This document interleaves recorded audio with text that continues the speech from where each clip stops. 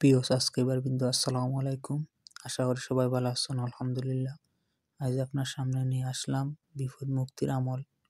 অনেকে সুপারিশ করছেন যে আমরা এমন একটা আমল দেন কোরআন হাদিসের মারফতে। কোরআন হচ্ছে সকল কাজের শিফা, একমাত্র পথ। তা আমরা কোরআন তাকে দিলাম মানে বিপদ মুক্তির আমল, যেটা হয় খতমে তাহলিল, লা ইলাহা ইল্লাল্লাহ। এটা আপনারা পড়তে হইবা 1,25,000 বার। আপনার 1,25,000 বার পড়ার পর যে মকসুদে পড়বা, যে কোনো বিপদ আপদ হোক যেটি হোক, আপনারা যে মকসুদে পড়বা ও বিষয়ে আপনারা দোয়া করবা, খাস করে আল্লাহর কাছে দোয়া করবা। দোয়া করার সাথে সাথে ইনশাল্লাহ আপনারা কামিয়াবি হাসিল করবা।